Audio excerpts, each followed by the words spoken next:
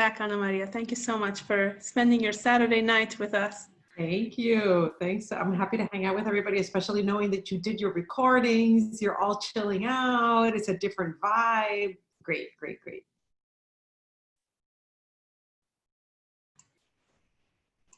So do you want to say anything, Sahad, or should we allow them to come in with their questions? What would you like to do? This time is yours. I don't want to interrupt.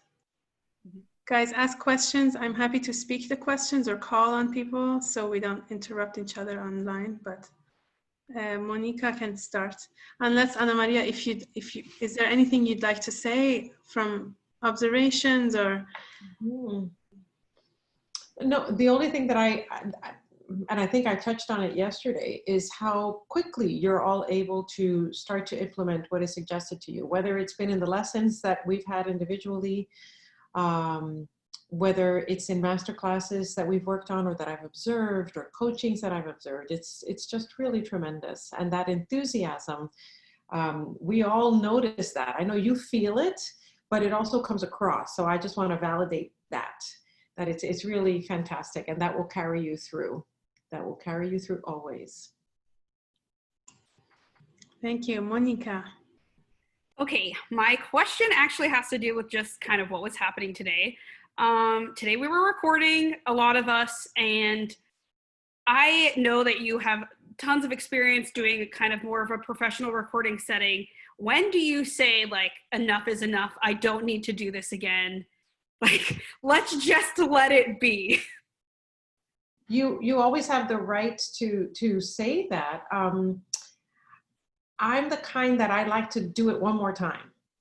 And then let's say you're working with a good, okay, like when you can do it in person, the sound engineer will probably say, okay, we did a couple of takes. They'll get back on the mic and they'll say, could you try that again? Because this note was just a little bit sharp, or can you try that again? I think that the onset wasn't quite right, or there was this balance issue. And after you've done a few takes, they'll say, okay, I think we got it. Come into the listening room and see if you like it. And that's usually after the first one or two. I like to listen to it because that's the best gauge or the best teacher. So that if you're listening to what you've already done, it's a very different perspective than when you're doing it and you've got your score in front of you and you say, well, I think that this note needed a little more bloom, so let's approach it differently.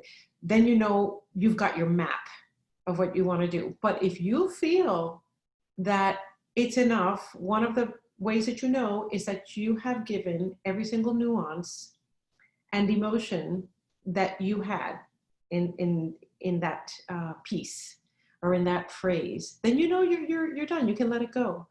We're never going to be 100% satisfied. There's some recordings I've done that I don't even listen to. That it was part of an opera. They're happy with it. I listened to some takes, but I haven't listened through the whole thing because I sit there, unfortunately, like this, just thinking, I could have done it like this, I could have done it like that. But then you have to let it go. Then after a few years, maybe 10 years, I listen to it and I say, oh, that was my younger self. Oh, that's sweet. Okay. Bye-bye. That's a great question. By the way, I loved your Donde Dieta in the masterclass. Thank you, thank you, thank you. Really beautiful. Perfect role for you. Thank you. You're welcome. Does that make sense about the knowing when to? It does. I will say that I recorded, because I'm singing Donde Dieta again for the final concert, and I recorded it probably like 40 times, and I think my was about to shoot me. And I just kept starting it and starting it. There's my dog. I just kept starting it and starting it over because it didn't feel like I wanted it to. And so I just wanted to know, like, how do you say, like, stop yourself? It's fine. It's fine. So it's more with yourself. It's not that someone is telling you you need to do that again. It's more with yourself. Yeah, no, how can I say, just, it's good to be demanding of yourself and hard on yourself, but also trust that you're doing your best when you know that you are. You know, I wouldn't say that to somebody who's not trying, but obviously you are. You should have also always a sound, all of us, a sound in our mind that goes with the feeling before we ever start making the sound.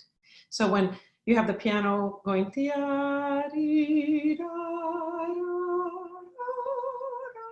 you already know what it's going to be like. And you know she's going to try to caress, because Mimi is love. Always and only love. So how would you embrace somebody? You know, how would you caress in order to soothe? She wants to soothe him, even though she just overheard him. Anyway, just that love, while being anchored, while you know all the technical things. But now we're talking about a feeling. How do I say to him, I love you, I understand, I just want you to be happy, and I'm okay, I'm okay. What does that sound like? What does that feel like? And if you come from that place, no matter what little thing here and there might come out that you think, oh, but that wasn't perfect. No, we will get it when we hear it. Whether we see you or just hear you, we'll get it. Thank you. You're welcome. Have you guys seen any videos of Horowitz, the pianist? So he did a bunch of he's done a lot of recordings, and there's this video of him when he's like 80, 90 years old. And they're in a studio, he and his wife, they take little breaks, drink coffee or something, and then the engineer says, are you ready? And he says, I'm always ready. So he does one take and he records his best. It would be nice if we can aspire to do our best when we want, of course, but don't expect yourself to get there right away. But do think about it. And I want to add to that, Sahad, because I thought to myself, wow, who gets to feel, or how do we know we're in a space where we could say, I'm always ready. I'm always ready. That means you are living, breathing, eating, sleeping music. And your ideas about music and your ideas about what you're going to be doing. It's not just when the green light goes on for you to go, right? So there's that. Then there's very recently, I'm sure a lot of you saw this. I saw it on Facebook and I thought, what a beautiful quote and how true it is. And it's only taken me years to finally start to feel the following. Confidence. It doesn't mean that you think you're better than everybody else. It just means that you arrived at a place where you know what you're doing and you don't feel you have to prove it to anybody. You just do it. And but not just you do it, you give it, and you give it with love. And I think that sometimes we feel that we have to be a bit guarded because it's so exposed what we do, and we feel so exposed. There's nothing more exposed than the human voice singing. And so there has to be this sense of protection. If you believe at all in the following, in metaphysical things, in meditation, in visualization, you can imagine this beautiful protective light around you at all times, which never interferes between you and your audience. You just give it, right? But you're safe. You're safe within that protective light. And I think that knowing that you don't have anything to prove, you're just giving it with love, but that sense of, yeah, I'm ready. I'm here. I'm here to serve. What a nice attitude. So Kaylee had a question actually lingering from last time. She was interested in knowing your role as an advisor to a big company like HGO. What does it exactly mean? So no, nothing like this has existed before with the company. And it was Patrick Summers who asked me to consider taking on the responsibility. And it can be very, very wide and vast, because you can start to advise in very specific things. For example, if I think that the costume department could benefit from a specific thing that they need, that they don't have, but it would be very little money to get it, so it's not going to break the budget, I would definitely suggest that. I mean, that's one example of a very minute thing within a large company that's not what I normally do, you know, start to work with the costume department. But really, in a different capacity, I help to advise on artists and repertoire. Patrick feels that we should all in the company, but especially when I'm on the road, able to keep an eye on who are the new talents coming up, the new developing talents. And it's not just the singers, it's also the stage directors, the conductors, the composers, starting to bring in repertoire suggestions of things that haven't necessarily been done very much in the United States, or that haven't been done yet in the company or for a very long time, or a new work. If it's a composer that I think can really reach us all on a very deep level, I will bring that. I would like to be more involved with the Spanish speaking approach. This is, or the Spanish language. This is such a huge Latin Hispanic population here. So finding ways, innovative ways to branch out in that way.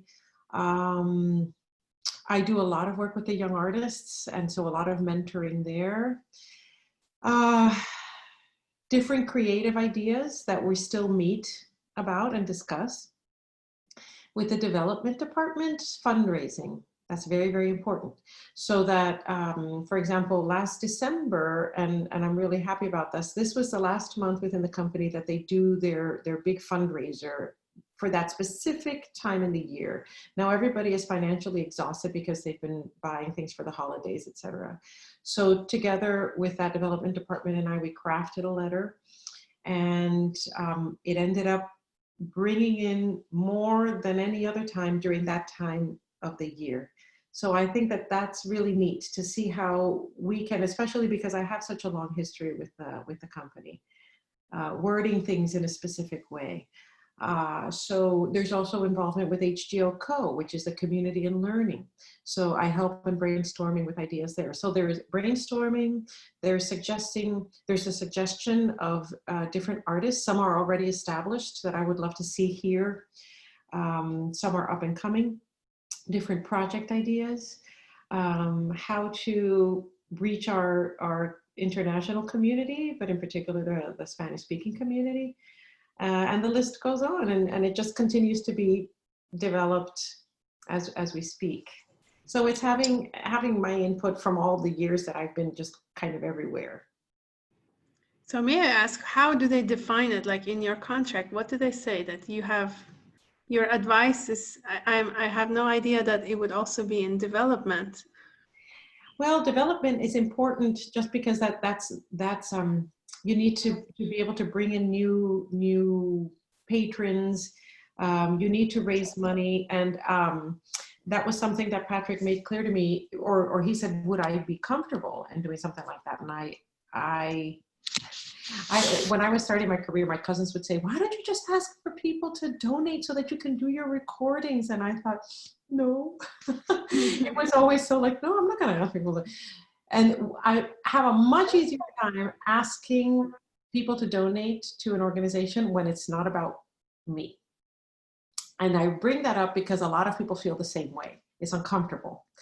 But if I believe in the project, if I believe in the company, I give specific reasons as to why this would benefit, how it would benefit, and making the patron feel very much directly involved in the growth and the progress of not only the company, but every individual that's there.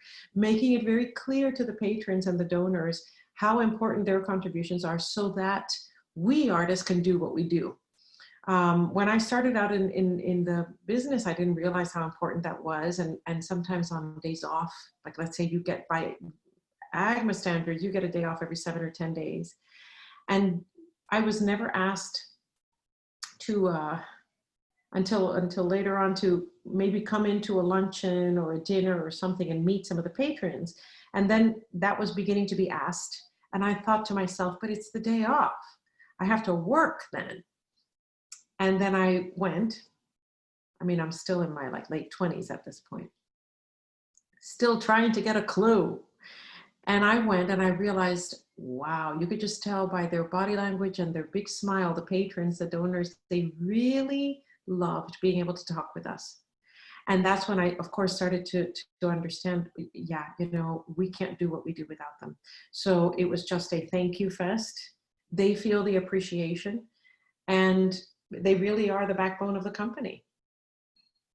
It's we can't do it. We can't do it without them. And it's going to be interesting to see once we have the vaccine, and once we're up and at 'em, how things will look, because the stock market is so affected. The economy is so affected. So the way that people donated before will be different. I know that those that love the art form and want to see it continue will do so, will continue to donate.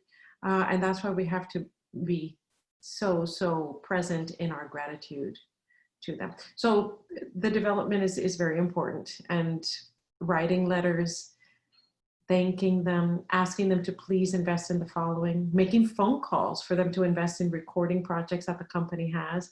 Sometimes it's funny with certain people that have donated that I know from different companies, if I talk to them about anything that has to do with the performance I'm in, they're all smiles. The moment I put on this hat and let them know by email first that I will be contacting them to discuss a project and a possible contribution, and I get on the phone, it's a very different tone from them.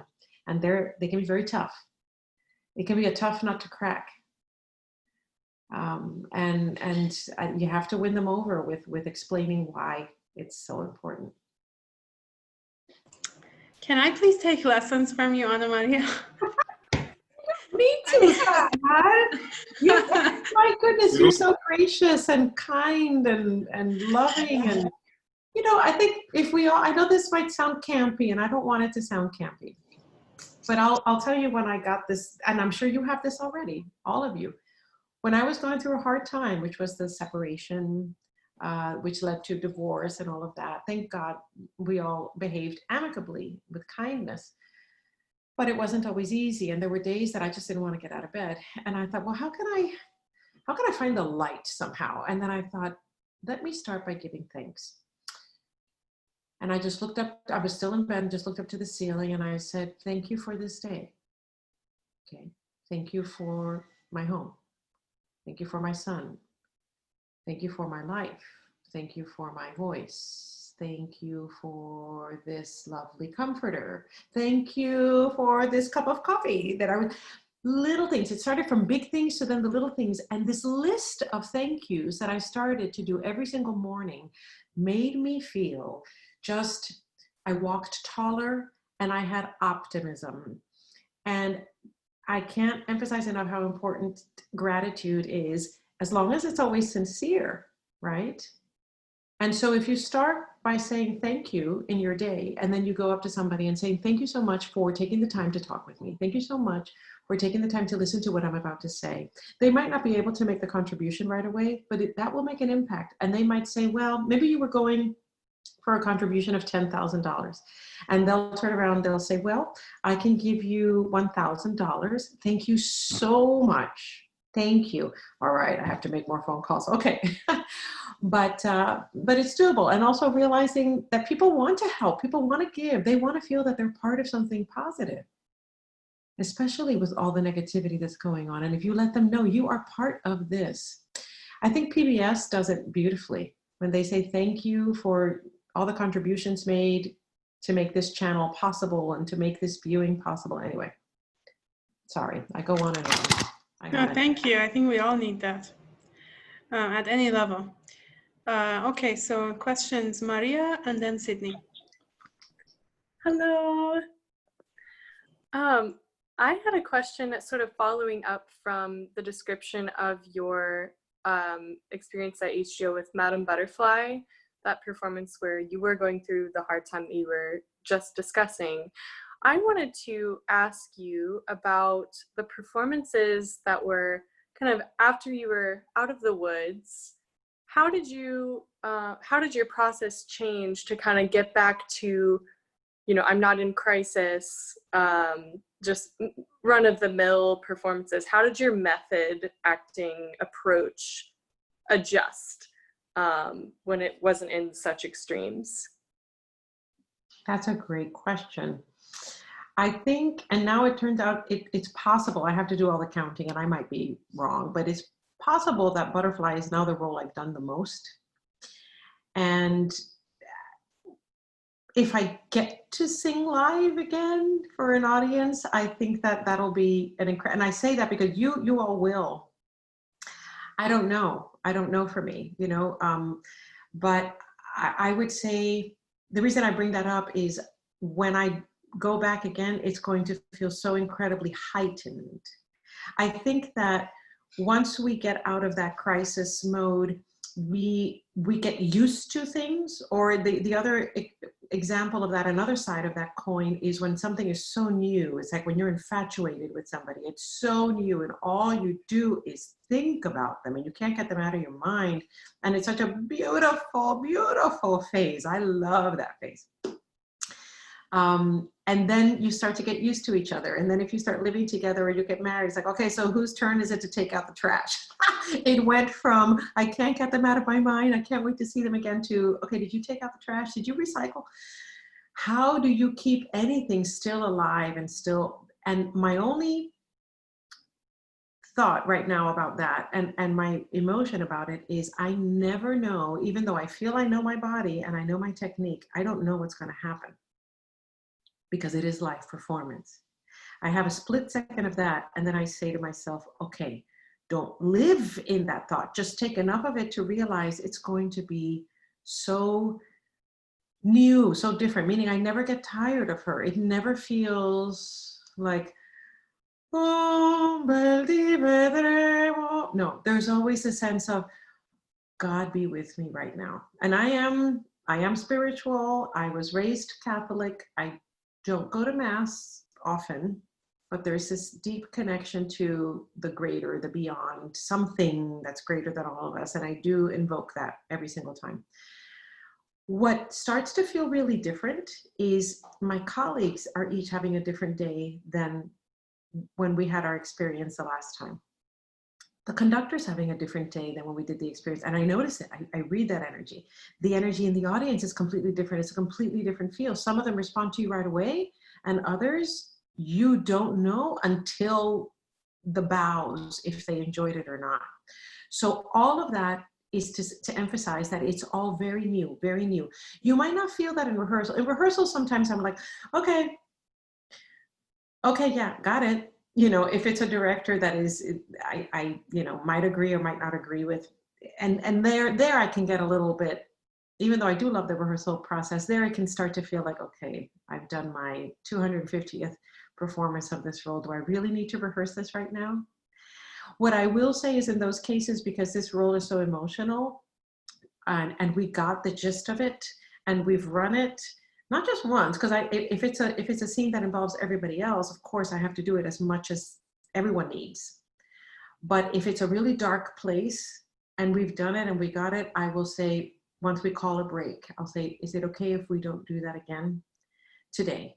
I need to just let it go, because having to relive it again and again is too much of a drain, and phoning it in is also not good.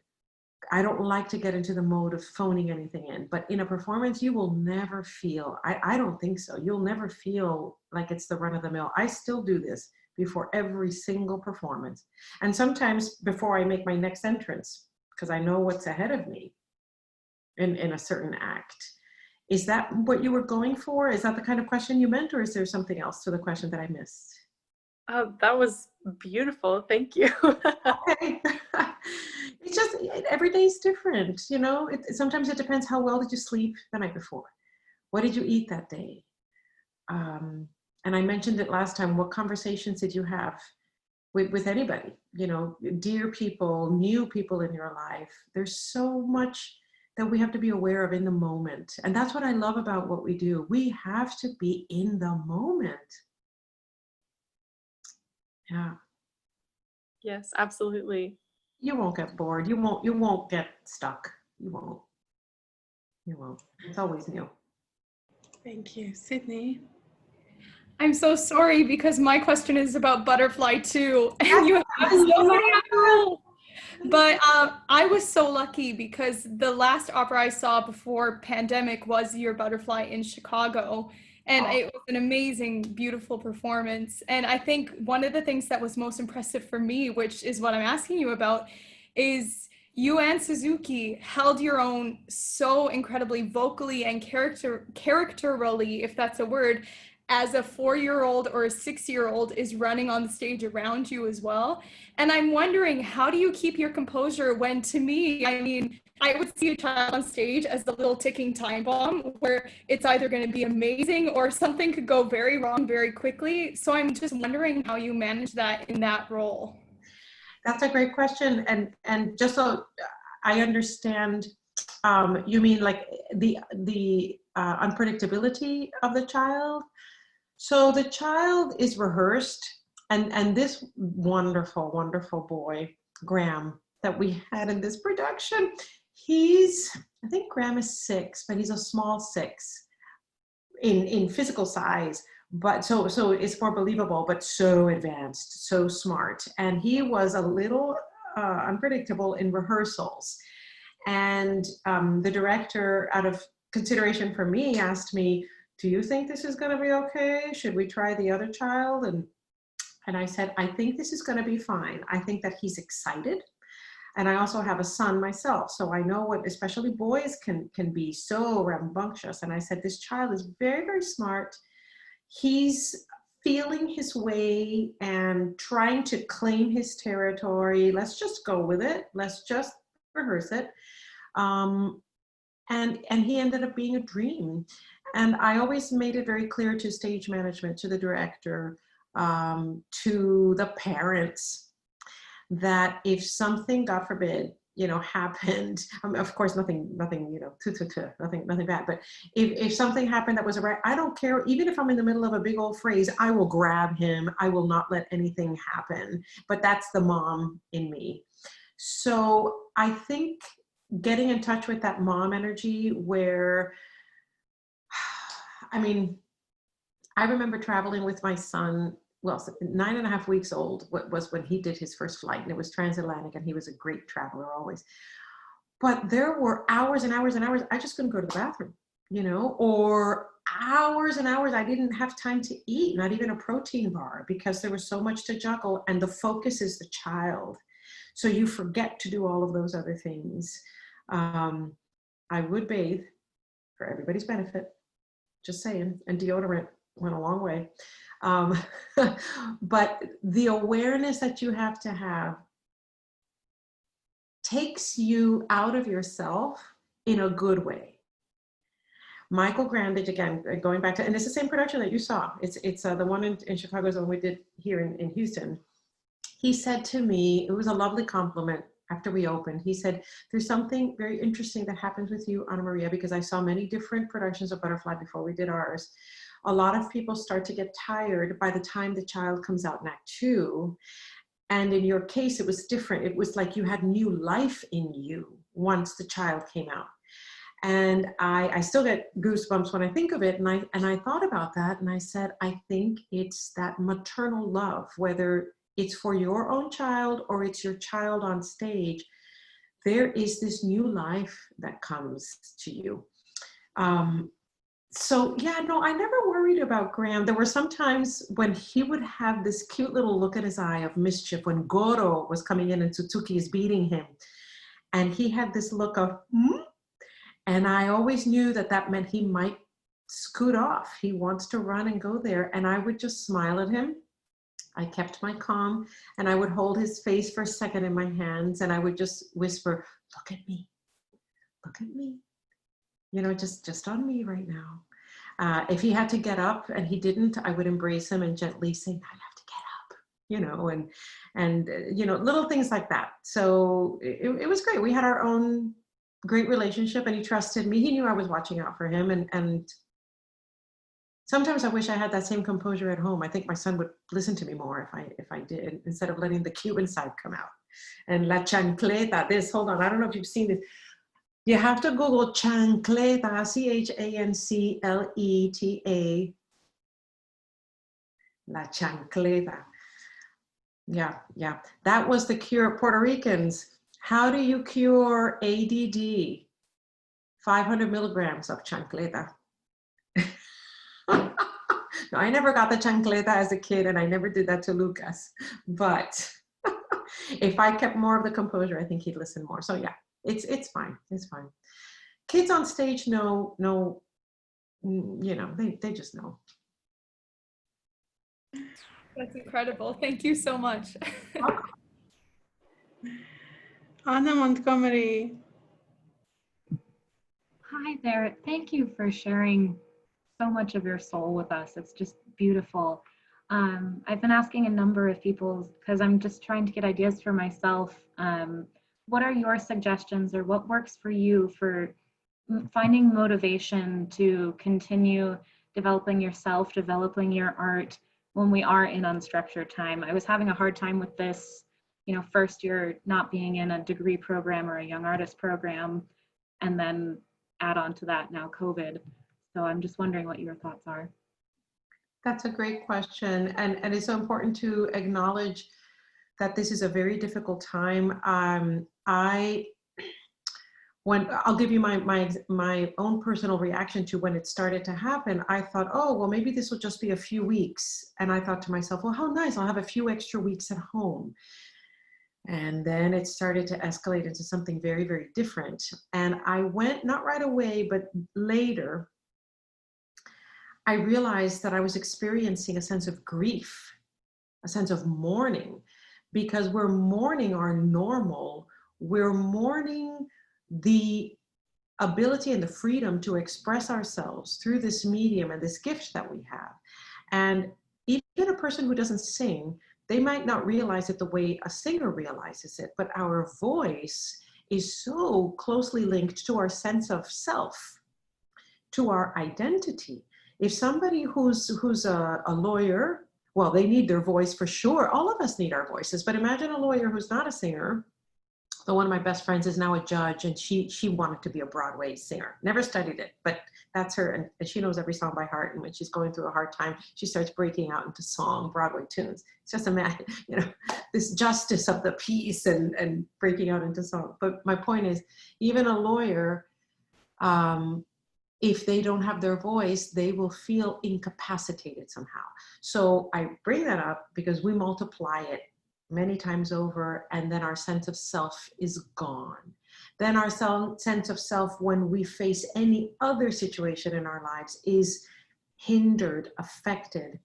And I was feeling that grief and that sadness and that depression with it, and having to feel motivated. I was asked to do all of us were making little simple videos from our phones for the companies, and just as a message of hope. And even putting those together started to make me feel connected to that part of myself. And then some of these in-home recitals make us feel connected. I think that we need to, like any athlete, we need to vocalize, try to do a warm-up, a few minutes of warm-up every day. That recalibrates us. That is our prayer. On that note, there are many instrumentalists, vocalists, all musicians. We feel in many ways that music is our religion. It's our sense of self. It's our calling. So you must please find the motivation, even if you don't want to, just do some, even if it's humming, just hum something, hum a phrase. And I think you're going to want to do a little bit more of that. So I think structure in moments of crisis and in moments of sadness is very important. So if you want to pencil it in and schedule a time when you will do that, that will help you. Bring it up to that you can sing some of the more challenging phrases that you encounter. For example, what roles are you working on now? I'm working on Susanna and Barbarita. That's my newest project. Okay, and are you able to work on that at least a couple of times a week, let's say after this program? Yes. Okay, so I think that's important. And also throw in there an aria or a song that you love that's not associated with what you're working on now. Something you'd love to sing, either something you've always known or that you'd love to sing one day. Mm-hmm.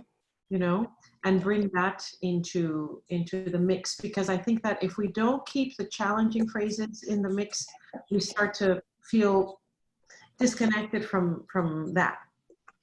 I encourage you all to read the book, and I think I might have, well, I know I've quoted her in the different times that we've talked, but try to get your hands on Anna DeVere Smith's book, Letters to a Young Artist. Have you heard this book before, And of this woman? Google her. I haven't looked her up on YouTube, but in the 90s, when there were these riots in Brooklyn between the Hasidic Jewish community and the African American community, there had been a death and it was accidental, but the two different parts of the community didn't get along and these riots broke out. This is way before, not way before, well, yeah, several years before internet and way before cell phones. I mean, I'm sure the military had them, but we didn't have them. And Anna Deavere Smith shows up into the middle of these riots with her tape recorder and starts taping everybody from Al Sharpton to family members of the victims to members of the community that were watching cars go up in flames. These riots were horrendous, and she's recording them. And then she transcribed them, all of their words, and she did this close-up, just her, repeating these as if she's these people. And it was tremendous, tremendous, because she's such an incredible artist, and the empathy that it takes to try to get in there. So she was saying the lines of someone from the Hasidic community and then someone from the African American community. And to have one person represent both sides so beautifully was incredible. So this woman is one of the most inspiring women I've ever met. So read that book and anything else that she's written. Look up the psychoanalyst who's no longer with us, brilliant man, Rollo May, R-O-L-L-O, and his last name is May, M-A-Y. Most of his books are out of print, but something that was life-changing for me, and I read it at the age of 19, is entitled Man's Search for Himself. So why do I bring these thinkers and these people? And of course, if you Google Rollo May, or if you look on Amazon for anything that he wrote, they're going to also show you other authors, other things along those lines. Other authors along the lines of Anna Deavere Smith, who's also a teacher. She's a producer, she's a director, she's a writer, she's an actor, she's just everything. You will start to touch on different perspectives that will feed who you are as an artist, and someone else to look at. I know you all know her. I'm looking at my image here. I look a little dark. I'm going to put on a light so you can see me better. Hold on. All right. Let me know if this works. Is this better or not? Yeah? Okay, okay. You all know her from the circuit of wanting to be considered for the Democratic Party, but I know her as a writer and a motivational speaker. Never met her personally. I'd love to. Marianne Williamson. So does that name ring a bell? Look up the book, A Return to Love. And it's based on A Course in Miracles. Again, what she says is so healing, so soothing, so we need comfort right now. We need it right here. We need it in our hearts, and we need it here. Who's another one that I love? Oh, and of course, Deepak Chopra. Oh, The 7 Spiritual Laws of Success, or for Success. And it's a very thin book, but wow, is that a life changer. I would say from that perspective of just the spiritual comfort, and it's not pink paint. These people have done the work. These people know what they're talking about. And as artists, we need to be nourished by people like that, because how can we give what we don't have? And Anna, what you're touching on is the fact that if you're feeling that you need to be filled with structure, with motivation, you need to find it from some place that might not be singing through Mozart. And that's definitely medicine, okay? Medicine for the body and the soul. But we need to have inspiration from other sides, because as artists, we are so complex. So just for right now, just jot down Anna Deavere Smith, Deepak Chopra, Marianne Williamson, Rollo May. I think that should help you a little bit. Does that make sense? I'm in tears. Thank you. Okay. Thank you. Cry happy tears. All right. Christine. ¿Dónde está Christine? Hi. I'm wondering, so because you said you were an introvert, right? More of an introvert. Believe it or not, and because I feel so comfortable with all of you, I don't seem like it, but I am. So we keep hearing about like networking and connecting with people and reaching out randomly to create like our network and build relationships and stuff. And I find that so difficult. It seems out of character for me to just like reach out to people, but I understand that it is necessary. How do you, I don't know, it's not like how do you deal with that, but how do you go about staying true to yourself and still making those connections? Because like the only people I reach out to are my really, really close friends. And even then, I'm like that person that disappears. So how do you do that? That is such a great question. And it's always been hard for me. I'll tell you, yeah, I was always shy and introverted, like I said, until I felt comfortable, and then I'd come out of my shell. But I think part of that was induced by the following. When I was 6 years old, my parents and I moved to Manhattan. They were each pursuing their careers. That's when my father began his psychoanalytic training. And my mother was pursuing her career in opera. And they were very busy. And I went from a very coddled environment in San Juan, Puerto Rico, with the palm trees and the cousins and the aunts and the uncles and this huge family and my wonderful, beautiful grandmother, to nobody in New York. And my parents so busy with what they were doing that I was alone a lot of the time. I mean, since I was about 7, I'd come back from school and there was no one home. And there was like a little Post-it note. And then when I was like maybe a year older, there was a Post-it note that would say, there's $3 on top of the piano, go downstairs to McDonald's and you know, we'll see you later. That's why I say, thank God I had that youth group at St. Paul's where I did my first thing. Anyway, so I think I went like this inside to conserve energy. But there's a valuable lesson in that. And if you're an introverted, you usually do this, but that is what recharges your battery. I've noticed that there were a lot of people when I was in school that were all about, hey, and they come into the party and they enter the room and they want to take over.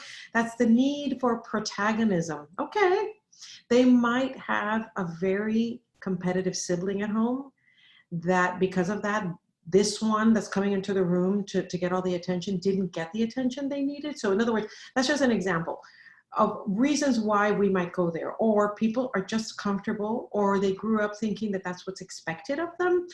Anyway, you paint it, or that's how they have to psych themselves up. That's fine. I psych myself up by doing this. In my case, if I do this and the jazz hands, by the time I get on stage, my energy is dispersed and I don't have that laser point, which I have by doing this. Who knows, if I had stayed in Puerto Rico with all of my family, I might not have learned that. So in order to survive emotionally, when we got to New York, I had to observe. Now I am the daughter of an analyst, so I think I just inherited that, but I observe and I study and I study and I study. And people might think, wow, she doesn't have much to say. When I was 5 years old, my grandmother sometimes had, I know I'm digressing, but I think it's cute, but it tells a story. And the value in observing and being introverted, it's okay. You're not disappearing, by the way. People are noticing in a good way. My grandmother's dear friend, who had all sorts of ailments, came to visit her.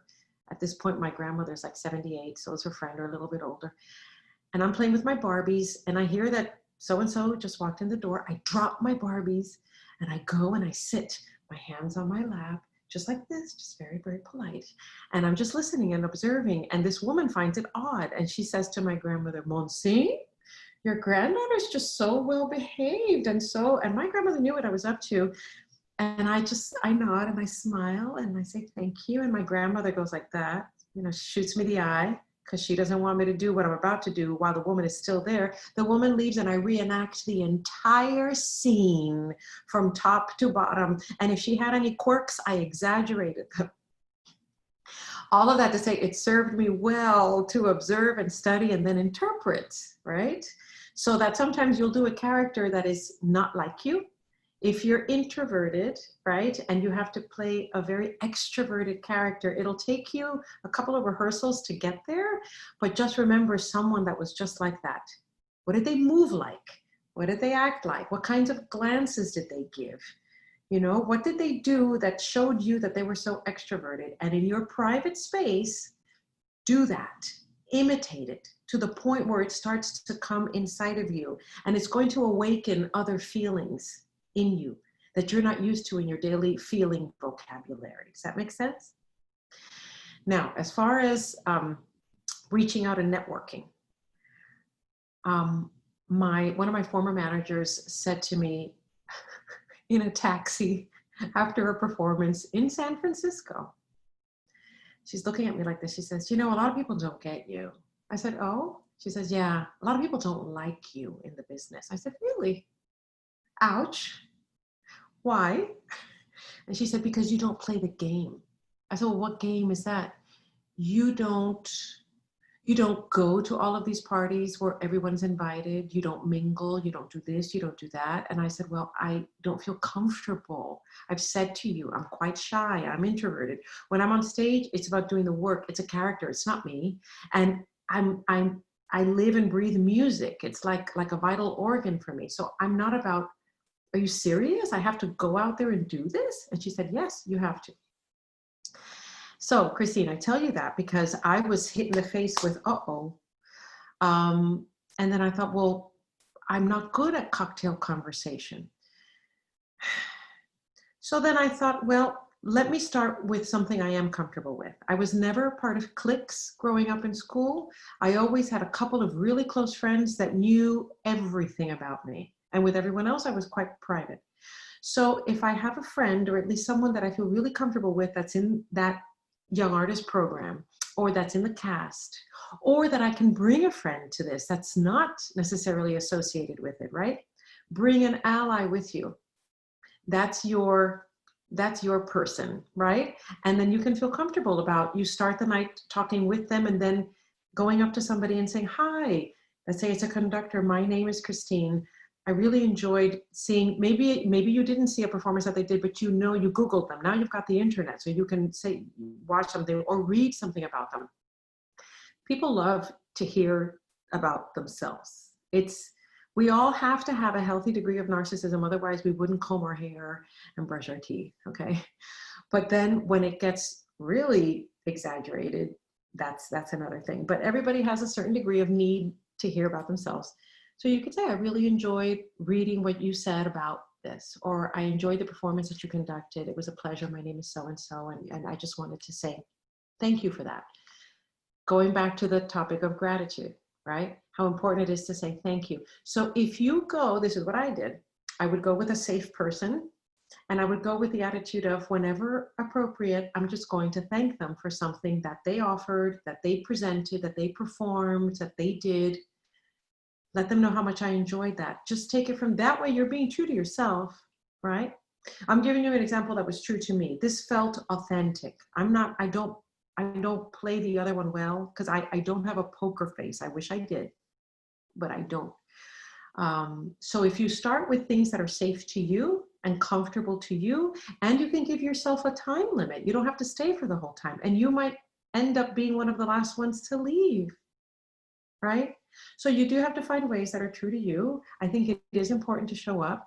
I think that it's now more accepted and understood if you are more introverted. People aren't going to roll their eyes about that, but this was back in 2003, long time ago. But yeah, you always have to be true to yourself, and don't feel forced to be anything other than that, please. Thank you so much. You're welcome. I hope it helps, Christine. It does. And also, sorry, if you want to write an email, hello, my name is Christine, so-and-so that we know in common kindly shared your contact information with me. I hope that's okay. They suggested that I ask you about the following, or I would greatly appreciate the opportunity to sing for you. Or ask somebody, for example, the teacher you've been working with during this time, if they know somebody that you would like to sing for, as far as management or conductor or something, have them ask them if they would put in the good word for you and give you that person's contact information, then you follow up with that. So the person has opened the door. That's what a manager would do, but you have to have an ally, and that's what we all working with you can do. That we can help you with, okay? That's super helpful. Okay, 1 minute left. May I ask you, Ana Maria, in the butterfly that we did together, you had this super long wait as the turntable was turning. And I believe the child was also leaning on you. So, On no? Suzuki, but both of us, yeah. Mm-hmm. So one time I asked you, how do you stay so still? Because during this music interlude, like our eyes were fixed on you and you looked so comfortable being still. And you gave me a really interesting trick. Would you speak about that? I don't remember. What did I say? Well, you said I'm not still. I'm constantly moving. Ah, bueno, true. I have. If I stay still, then I feel rigid. Definitely. I'm listening to the music actually, and I'm playing in my imagination what her life was like and what she's remembering and what she's missing and what she's imagining will happen once he shows up. Going back to the production recently in Chicago with Graham, when we first started doing the turntable rehearsals, yes, he has to put his head on Suzuki's lap, but I always had one hand on his ankle, just in case. Okay? Because there's no baby falling on my clock, just in case. So I would, just keep my hand right there.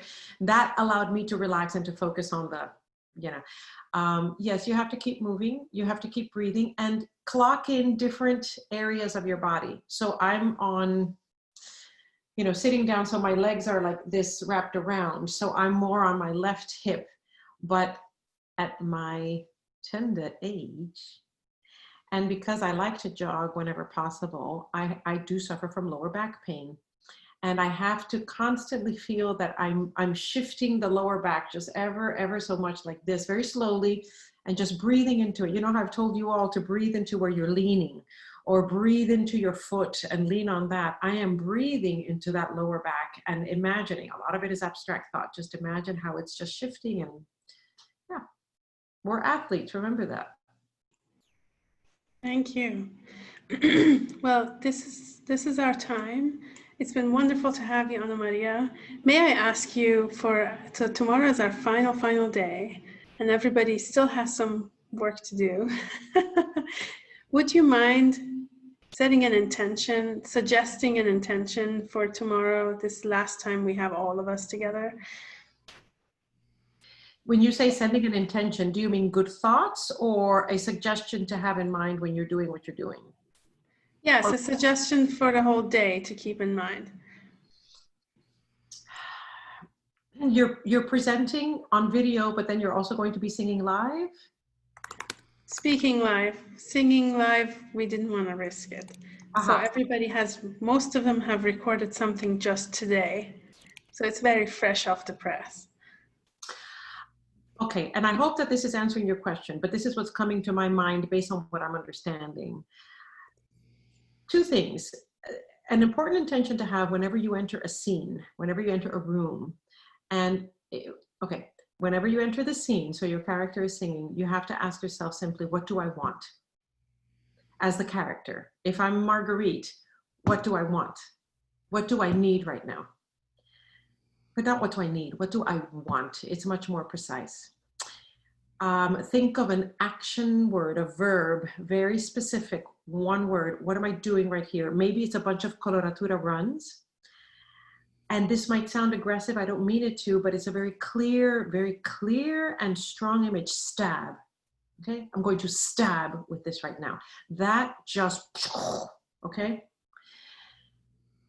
On a different level and more complex, and especially now during COVID, why did you choose to be a singer? What about it do you love more than anything else? Having that intention, and whenever there are moments of difficulty and challenge in your development, or challenge within a rehearsal period or a performance or with a colleague or anything, and you start to get frustrated and feel stuck. Why did I choose this? Always go back. That's your center. I hope that helps. Yes, thank you. Earlier, I asked everybody to write themselves a letter today, thinking back at what they've found inspiring, what they would wish to do in the next couple of weeks. And they're gonna hide that letter you promised to me, okay?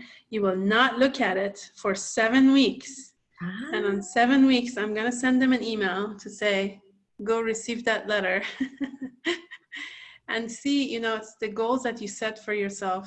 How much was practical? How much did you keep? And of course, now that our minds are fresh with all of these wonderful ideas, we're inspired. And now if you try to bottle that and write that down for yourself, oh yeah, letter opening Zoom. You will be surprised by what you remember, what you have put in action, what you still haven't put in action. Of course, we won't do everything we wish. But yeah, we could do a letter opening Zoom. That's a good idea. Or afterwards, we can talk about it. Okay, we can do a rendezvous in 7 weeks. Correct. I'm sorry, I'm just answering. Yes, that's a correct spelling of those lovely people. Yeah. And I also wanted to say that you've had a lot of intense information right now, and then you're going to go perhaps from this to not so much of this daily.